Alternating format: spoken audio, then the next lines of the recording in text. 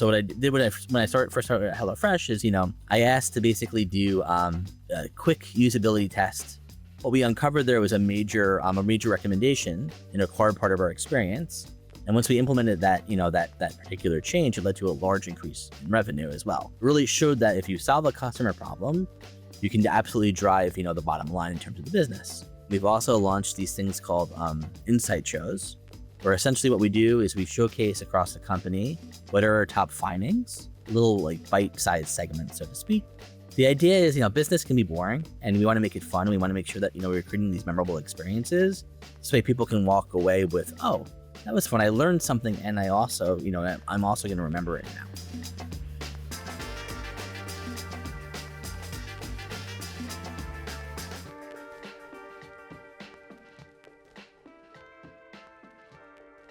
Welcome back to How to Love a Customer, the show where we dive into the wild, wonderful, and sometimes downright weird world of customer experience. I'm Mikhail, one of the founders here at Chattermill, and in each episode, I talk to the people behind the brands who know that customer interactions, even the messy ones, are the ultimate moments of truth. And today, our guest is James Villacci, Head of Global User Experience Research at HelloFresh, one of my favorite companies ever. James, welcome to How to Love a Customer. Thank you very much for having me. And yeah, I recently learned that I'm, I guess, your first UXer on here. So eager to get started and I guess jump right into the journey. So down to get weird, down to have a good time today. Awesome. Yes, you are. You are the first UX guest, and we'll definitely talk about the differences between user experience and customer experience, and how you and your team at HelloFresh see it. But first, James, it's great to have you on. Usually, like you said, our guests are from a customer experience background, but it's great to try something a bit different. Before we dig into the anecdote that you bring us today, can you tell us a little bit more about yourself? How did you first get into UX research and your journey at HelloFresh as well? Yeah, absolutely. So my background is in something called human factors and applied cognition. So basically, it's psychology and engineering into one. And the idea behind this field is that you want to study how do people interact with interfaces, such as even like AI agents, or again, like, hardware or software, kind of those sorts of areas. How I got into UX in general. So I was doing a lot of work for the US government, specifically like Department of Education. How are people interacting with machines? I'm also a little bit for the Departments of Defense. So how are people also interacting with other machines as well? And, there's this whole wonderful world of UX about how, that's kind of really how I learned about it. Human factors is actually this really, really like deep, I would say like these, the deeper focus on the cognition and the engineering part. And again, UX, the field is a lot more broad. But anyway, so I did a little bit of government contracting. Sorry there. So I'm originally from New York. I moved down to Virginia to go for grad school down there. That's when I got my degree in human factors. I kind of fell in love with it as well. Anyway, so about 8 or so years ago, I saw a post to become the first researcher at a company in New York. Again, they just like IPO'd.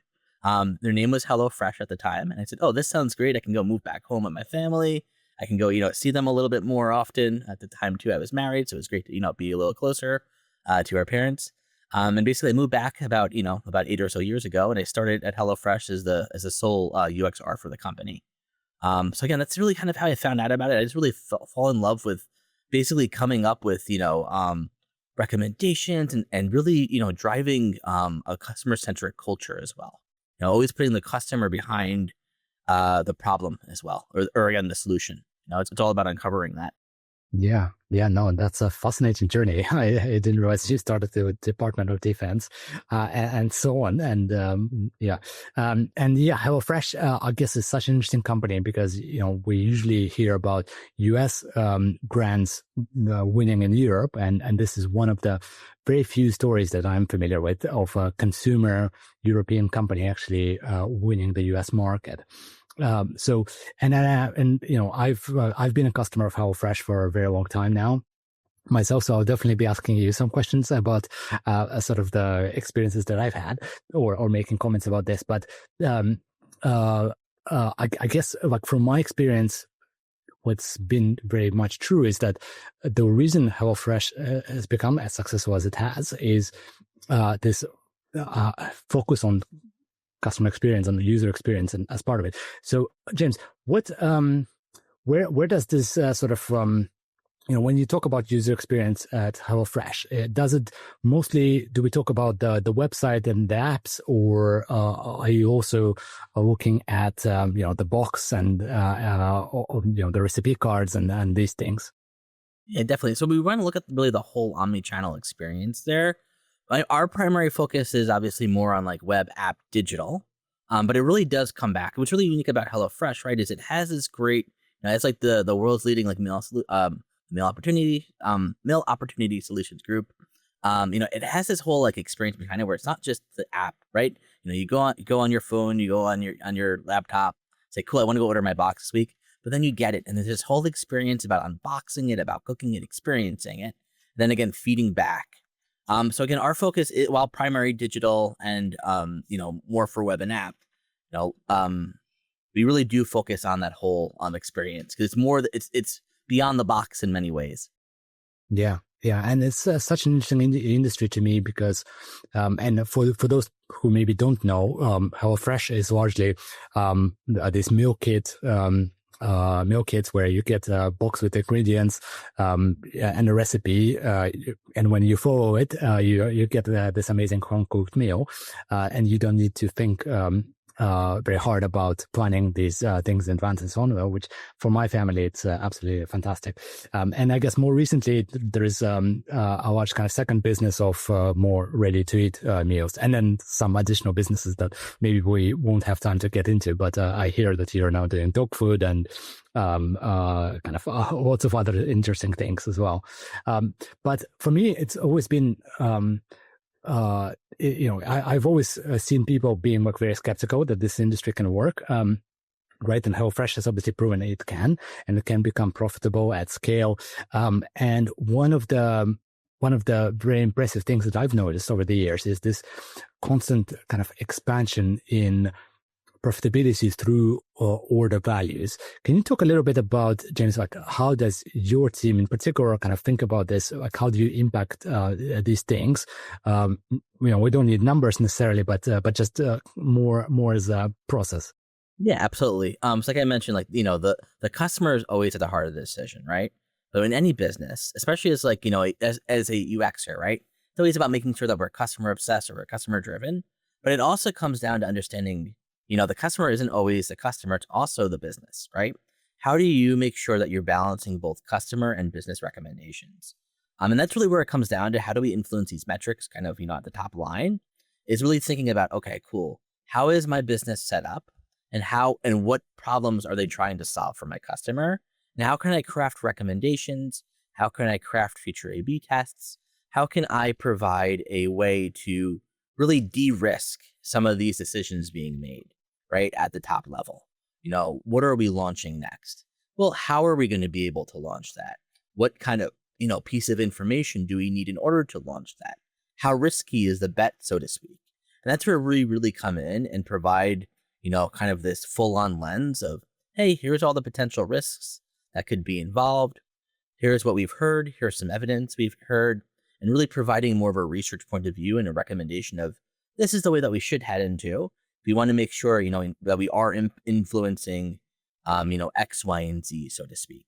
It's really hard sometimes too, right, to actually really say, hey, we drove this exact metric, because there's a whole team behind this. But where I really like to kind of, say that we really like to come in, kind of as a UX group, is more about, making sure that the customer is at the heart of that problem, and we're not just solving a business need, but we're also solving a customer need, because those go really hand in hand, right? Anytime that you solve a customer pain, 99% of the time, you're also going to, help the business out. And in those cases where it doesn't, you got to look at more of your longer term metrics as well. It's not always about short term gains. It's also about kind of retention and all that good stuff. Yeah. And as a customer, I've noticed that also kind of your experience, because it's a subscription business, right? So you get to experience it every week, and your experience, interestingly, is not the same every week. So you start and it's great, like you're trying a lot of new things.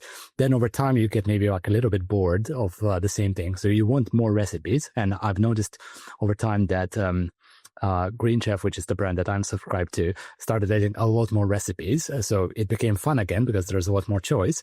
So that's great. But then you start seeing like, okay, there's not too much choice, and I struggle to actually find the thing that I want to choose. So then I've noticed like you guys started adding like filters in app, so I can quickly find, okay, what are the low carb meals or meals with this ingredient or that ingredient and so on. And to me, it's just so fascinating because like that job is, Jeff Bezos, I think said that like customer is always dissatisfied, beautifully dissatisfied or something like that. And that's definitely been my experience with HelloFresh, where like every few months, it almost like my experience changes a little bit and I want something slightly different. And I can see like, I don't know, how much my feedback necessarily plays a role in that, but I can definitely see like your team is already anticipating a lot of these things. Is there maybe anything else that you can share about the food subscription industry as a whole, like things that people maybe don't anticipate in that experience that your team needs to think about on a kind of daily basis? Yeah, absolutely. I think there's also this whole concept, especially like, being in the position that we are, where we're a global leader, right? Of course. I think it's like, I want to say it's 16 or 12 different countries, a large amount of countries. And the idea here is, people eat differently, right? Like there is one community, right? Of course, right? Everyone has to eat, but there's so many different meal opportunities and all different solutions that kind of go hand in hand across the globe. And again, being in the position that we are, it's really unique to try to find these opportunities. Like I know you had mentioned too earlier, like our ready to eat, our dog food, even like our dog food subscriptions, right? These all started in the US. And again, we've recently launched Factor over in Europe. As well. And again, the idea here is, with these sorts of newer meal opportunities, right? It's not just about, meal kits, but it's about providing really opportunities and solutions for any meal occasion, right? In any kind of context. And, what's I guess unique where I can kind of, the perspective that I can start bringing in is, it's not just about what's for dinner, right? Or, hey, like, what am I making tonight? But, it all comes down to also like planning and thinking and going down into, do I have a preference for this? Am I allergic to it? And that's really kind of where a lot of this comes into place as well, right? We want to make sure, like as you mentioned earlier, right?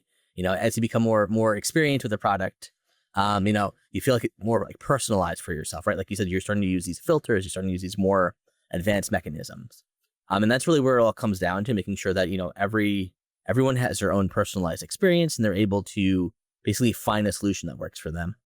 Absolutely. And do you find it challenging to strike that balance between kind of providing as much choice as possible to making it easy for people not to, because I guess convenience is one of the major drivers, I think, why people subscribe to a service like this.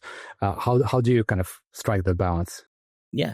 It's a fine balance. And I think where it comes down to is making sure, again, that your interfaces are searchable, that you're able to, filter and sort like you had mentioned earlier.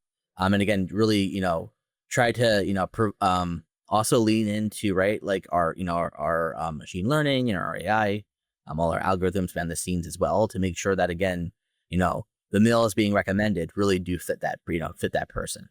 And that's really where, we want to make sure that we are, that we're able to hit the mark, right? Because you're right, you can offer, a million different combinations, but if I don't want, if I don't like, if I can't find what I'm looking for in those million of combinations, you're not going to have a happy customer, Yeah.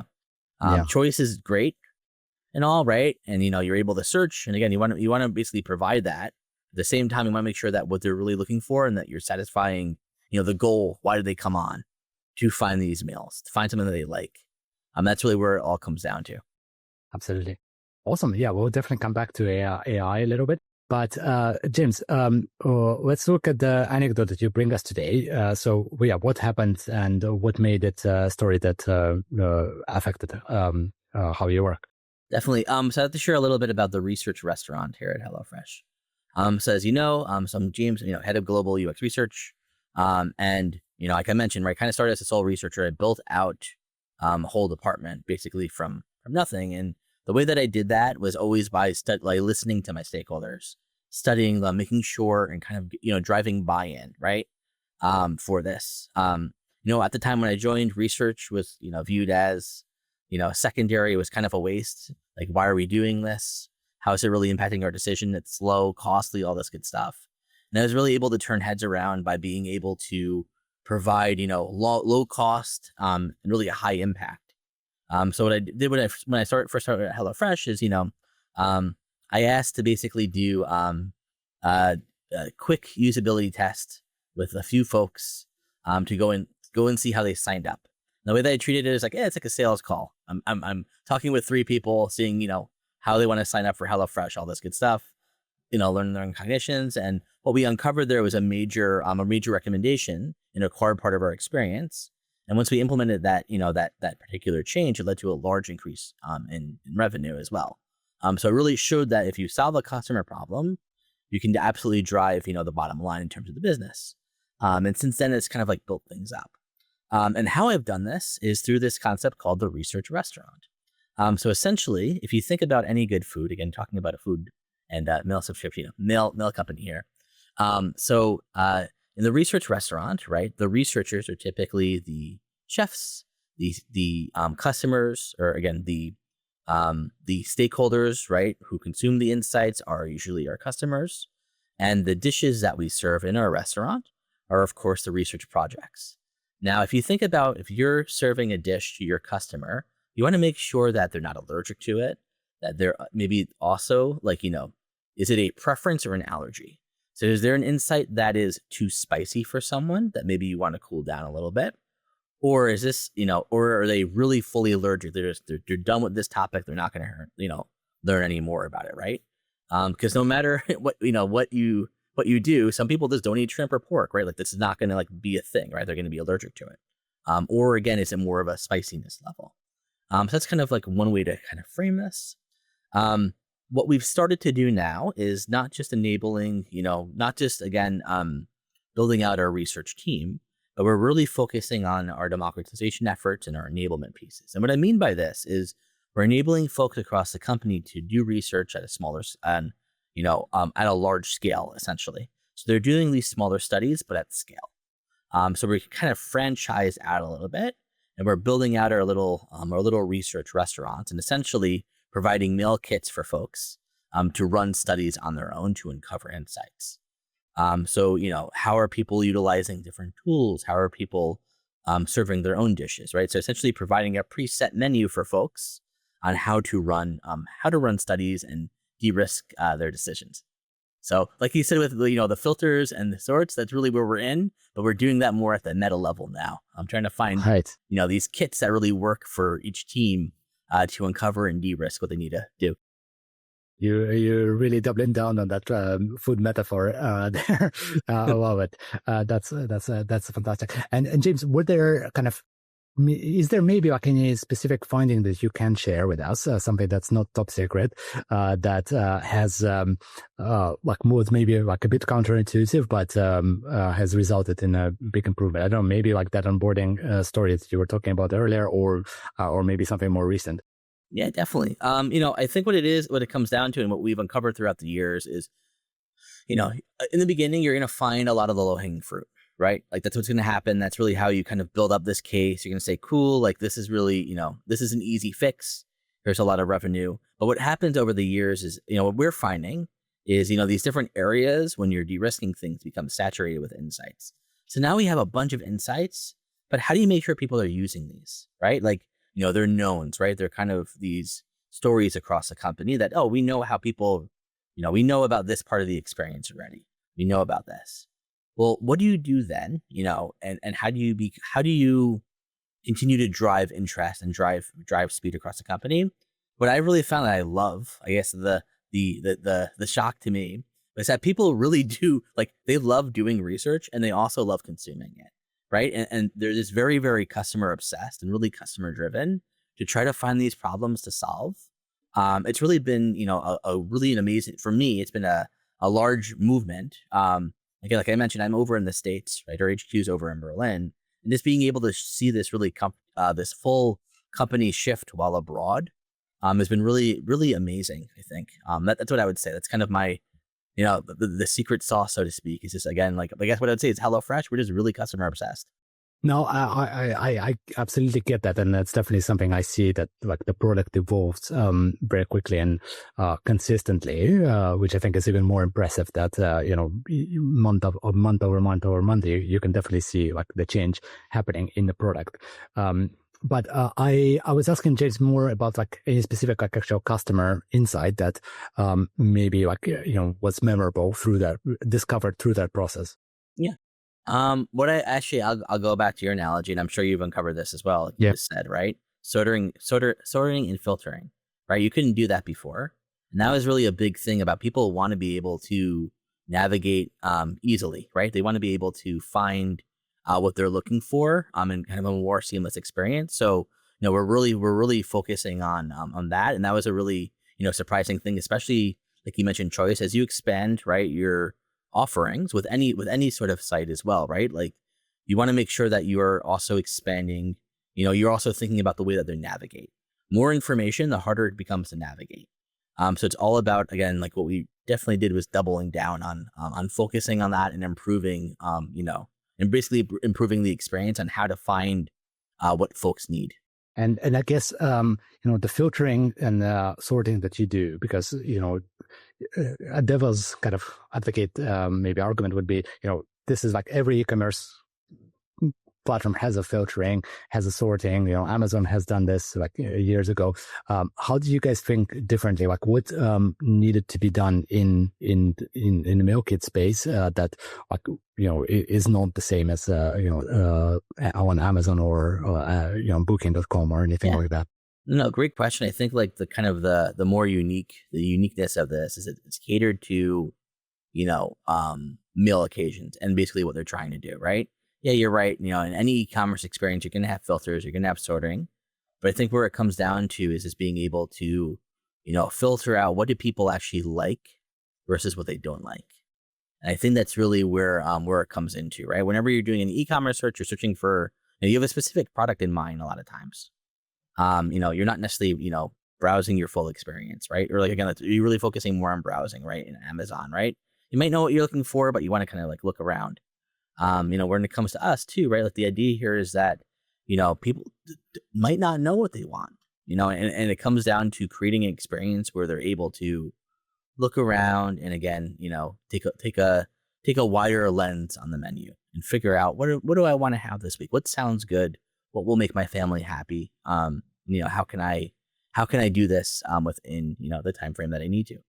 Yeah, I guess like my personal experience, like what I specifically love about what you've built is there are these presets that you can select, and they're not necessarily kind of organized in a kind of logical way, but they're more.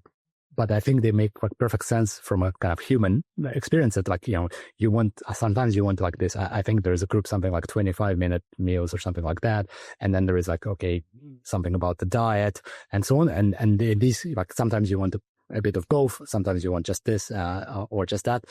So there are these categories that like you can see a lot of thought went into like what categories, and at least on mobile the screen real estate is very limited, right? So you can't have too many of these. So I really enjoy it as a customer, at least. And James, so shifting gears a little bit, maybe just if you can talk us through how do you prepare these meals in your UX restaurant? So can you talk us through like, first of all, how did these insights arise? Does it usually come from interviewing customers, looking through their behavior or other sources, and any kind of systems or process you have in place to make sure that these insights kind of get delivered to the right person? Yeah, great question there. Thinking about just like UX research, you're thinking about maybe the typical like IDIs, interviews, all that good stuff. But I actually feel like the field is actually evolving a little bit more beyond just UX. I like to call it just research sometimes. And the reason is, the methods we deploy, for example, are like, you do interviews, IDIs, you can do large scale surveys. Recently, again, also like with Chattermill now, we're doing these larger trend analysis, right? We're listening to all the feedback coming in from social media, from all the different channels as well about our product. And we're categorizing these things as well. Right now, we're looking at these kind of ongoing, these ongoing trends, so to speak. I think that's really big, and that's really kind of what's helped as well. So again, like I mentioned, IDIs, interviews, usability tests, concept tests, Sorry, competitor James, and analysis. just Yeah, for our listeners and to be yeah, honest for myself, what is absolutely. IDIs? Yeah, in-depth interviews. Okay, So that's okay. what we're doing now. We're just kind of chatting a little bit about a specific topic. I didn't even Um, realize. so no, IDI is in-depth interviews. It's a good acronym there. So that's, that's one thing. And that method really gets, you get deep, right? With surveys, you can really do both. You can get deep in certain ways, but it's really more about, wider scale kind of quant, how are people reacting to things. The trend analysis is always quant. And you also have competitor analysis where you're looking at what are our competitors doing, thinking in that spaces and try to gain some inspiration. And we're just, the way I like to think about this too is we're just, we're providing kind of a full stack, so to speak, research like stack of, it all comes down to with any method or with any tooling that you want to use, you want to make sure that you're solving the right problem. So it comes down to the business question, right? What are we trying to do? Why are we trying to do it? And how can we get there? So it's kind of some of the tooling that we've had. And you mentioned, how do we, once we do this study, once we, mix our methods, once we, uncover the insights, what do we do?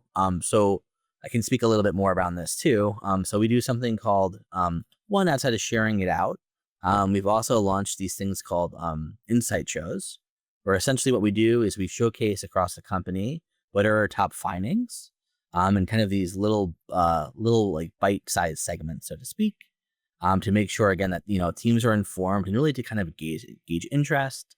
We also create these more memorable moments. So like we might do things like polls, raffles, little video clips along the way to really kind of keep people engaged. The idea is, business can be boring and we want to make it fun. We want to make sure that, we're creating these memorable experiences. This way people can walk away with, oh, that was fun. I learned something. And I also, I'm also going to remember it now. So it's all about kind of creating these, turning a research into a product and creating these kind of, these viral marketing, initiatives basically for your own, your own insights. Yeah, I love this point that you need to be customer obsessed, not just in the way that you obsess over your customers, but also, the audience that you have internally in the company, because, even the most amazing insights, you still need to persuade someone actually to work on this. Every little trick in the book helps with that. And how do you, James, kind of like form a partnership with, presumably kind of in your role, you need teams in product and engineering largely, right? When it's the digital part, to actually execute on any of those insights. How do you partner with them? Anything you can talk about there? Yeah, absolutely. It all comes down to, like you mentioned, right, becoming customer obsessed. It's not just about our, exactly. It's all about also our internal customers. So how are these teams, what decisions are these different teams doing in their day-to-day work, right? So, a decision an engineering an engineer might make vastly different than maybe a product person, right? So the engineer, right, is really thinking about how am I going to set up, let's give you an example here, right? How am I going to set up maybe my backend database? Or what might this look like? Are there any elements that I need to consider or think about, before this? So this way I can do some research, I can implement this quickly. A product person might be thinking, cool, how can I, what kind of A/B tests might I be able to launch or to, drive these different metrics? How might I even communicate this out to, my main stakeholders as well? I also look at POs as kind of mini researchers a lot of times, because that's really what they are. A/B tests are just another method out there. A commercial person, or again, maybe someone traditionally, in a voice of the customer role, might be thinking, okay, cool, like how am I going to be able to, report out on this particular, report out, NPS across the company? Well, there's an alignment there across all three of those teams, because the VOC person, the product person is interested in about a particular feature. The engineer is interested in about developing that particular feature quickly, right? and easily, I should say, and the VOC person is interested in, how I'm able to now kind of provide maybe a measurement of this, or again, maybe a product analyst or whatnot. So it's all about, there's all these different thoughts and decisions and pieces of information each of these people need.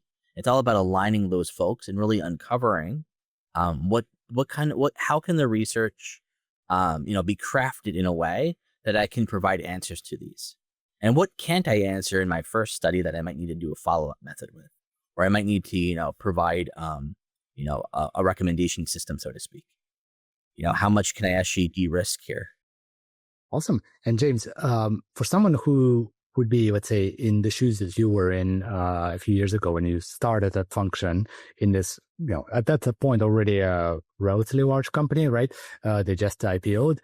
In consumer, in the consumer sector, like what advice would you give to someone doing this today in 2025?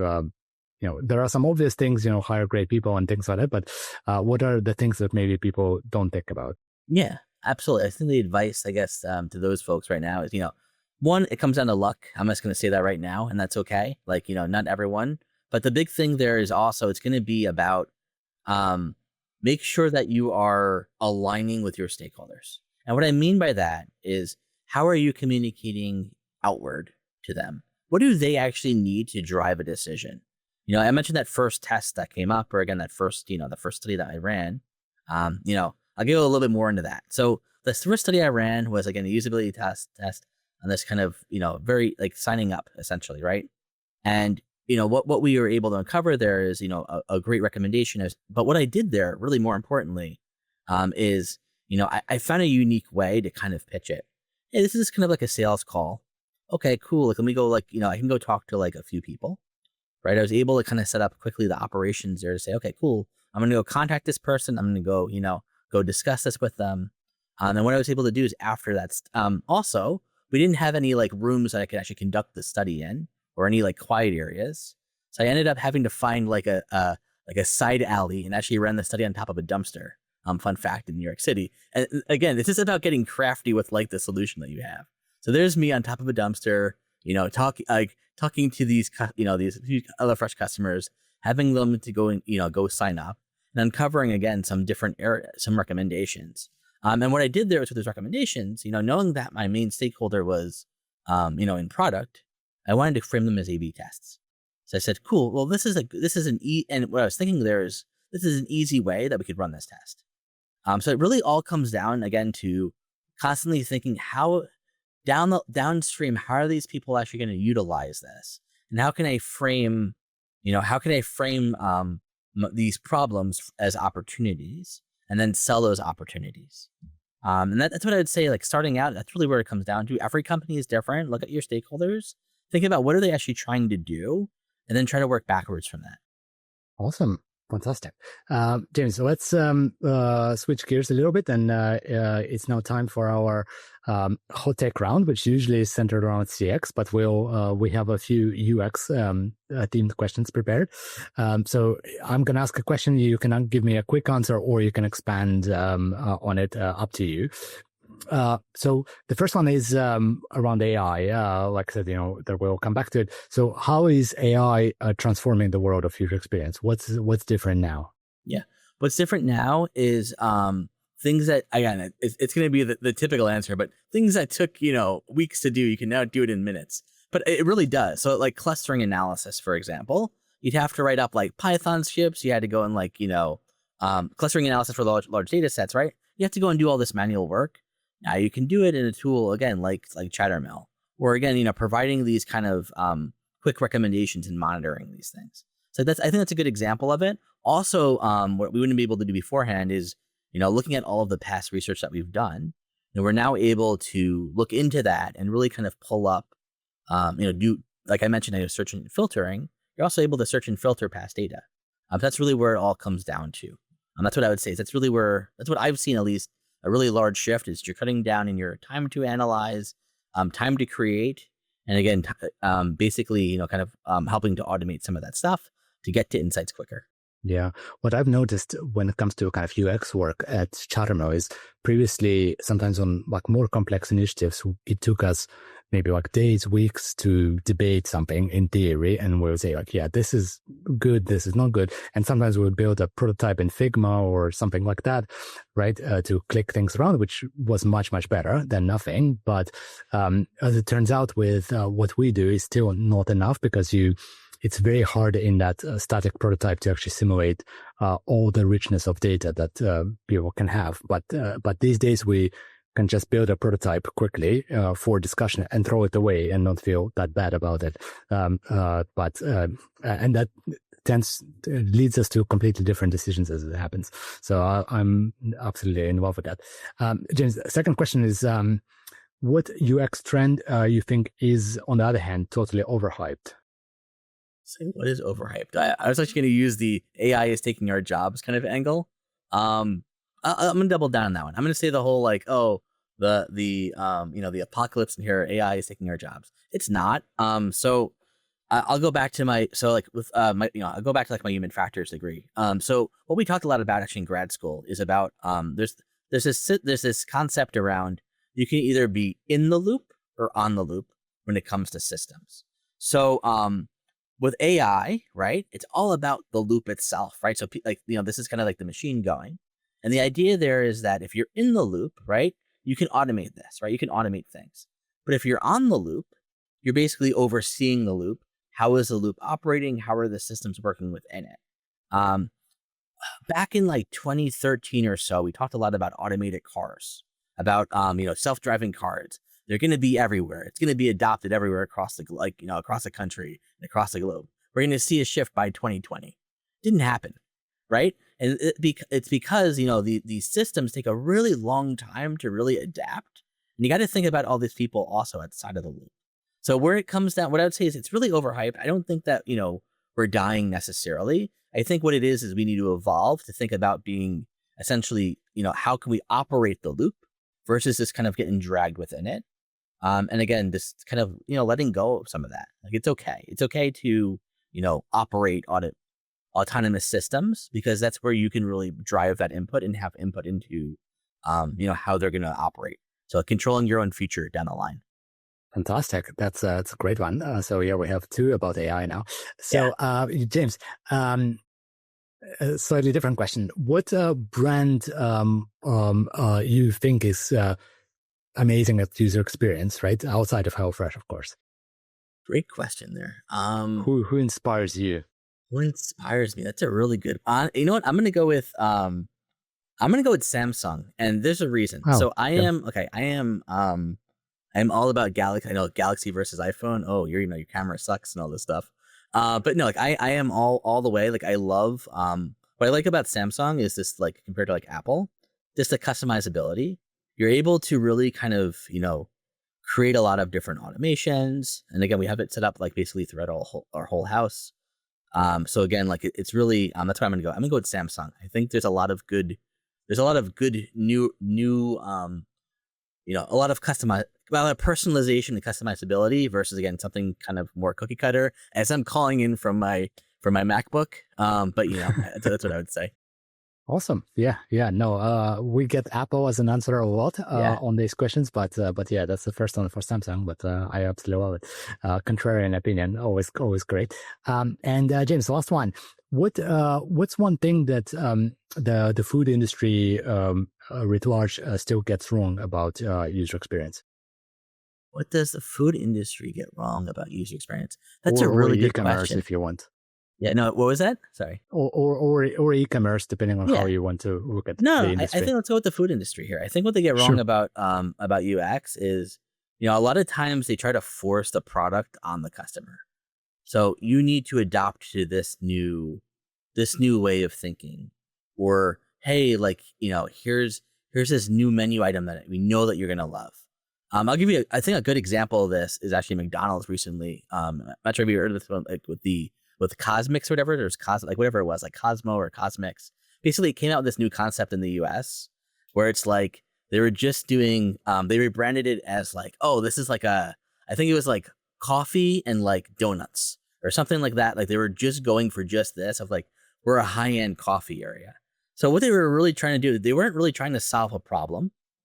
What they were really trying to do is really, try to basically rebrand into these different areas and thinking more in terms of the business. How can I actually, like, they weren't really solving an issue, and now we're actually seeing them exit. It was a failed concept, and I think where that comes down to is I don't think they did enough. They didn't really study their market well. I don't think they actually studied their core population of what they wanted. They just went completely, this is a cool new. They went with the cool new technology, versus actually understanding like what do people actually want.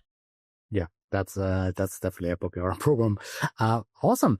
James, thanks so much for being here and sharing your insights. There's a lot to take away, I think, for our listeners from what you've shared. To our listeners, if you've enjoyed this episode of How to Love a Customer, please subscribe, tell a friend, and join us next time for more stories to show the power of listening to your customers. James, thanks so much. Yeah. This has been great.